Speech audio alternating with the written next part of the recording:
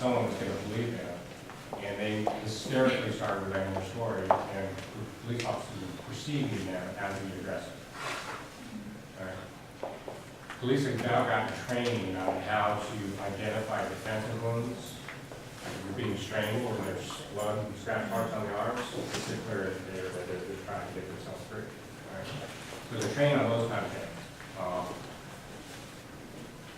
It's harder with men. That's why we really want to help a man understand that they don't want to get in that position where they retaliate.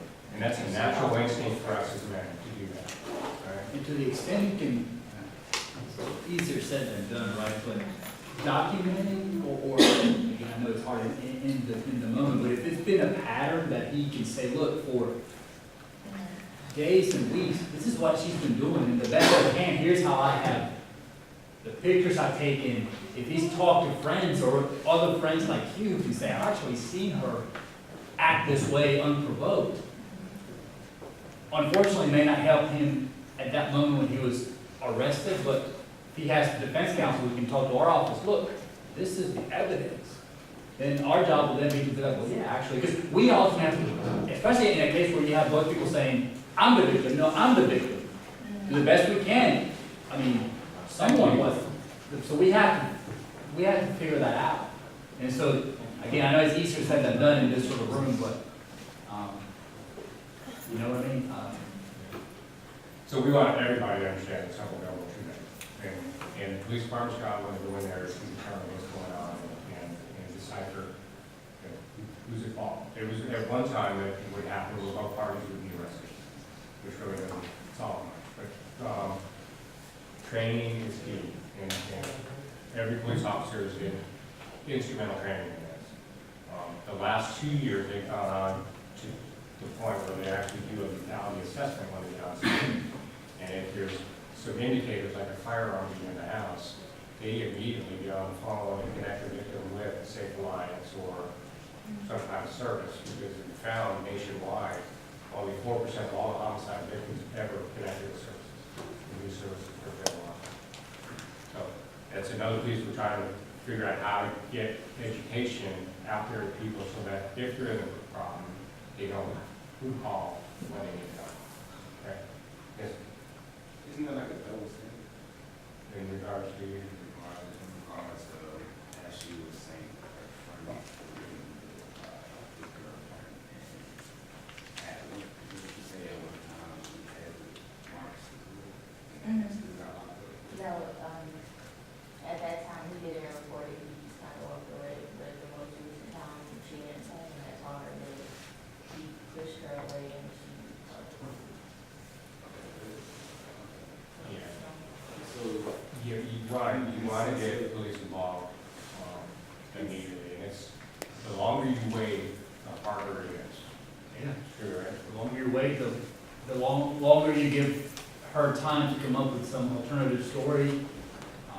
If you wait a day to report it, well, why did, if this really happened, why is he calling a day 2-3 days later versus this just happened, you know?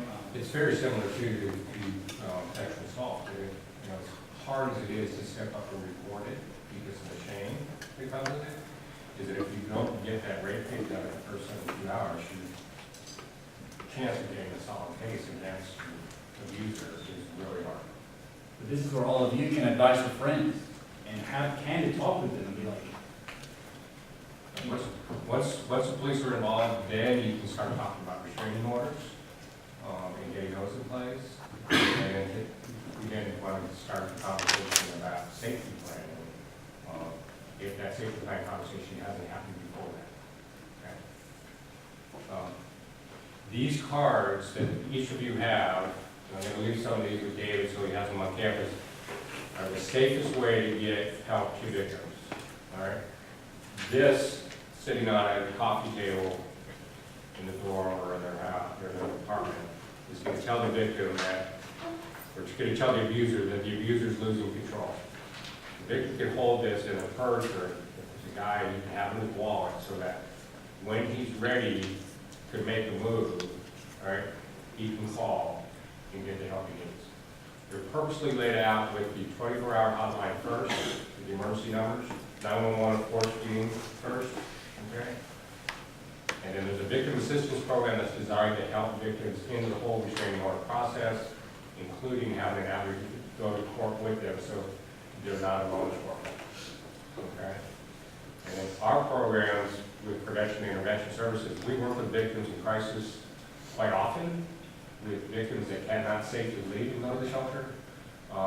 But the way we try to communicate in the community is the shelter, the Safe Alliance, that first phone number, is the emergency room in the hospital. We might be the general practitioner or the clinic, okay? And help you with the empowerment piece. We all do safety planning. These guys are talking to victims all the time, and they promoting the safety planning. Safety planning is key. We were talking about the cycle of abuse earlier. That verbal put down the first time might get what they need, the abuser needed, all right? Then things are good. There's probably going to be an apology in there, or flowers, or promising to watch the kids, or I'll go to church with you, or counseling, whatever it is. But what happens is it comes back around and it gets on edge again, and then it erupts, and there's another piece of abuse, or situation of abuse. And the verbal put down isn't enough, so it might become a push. And then next time punch, and that works.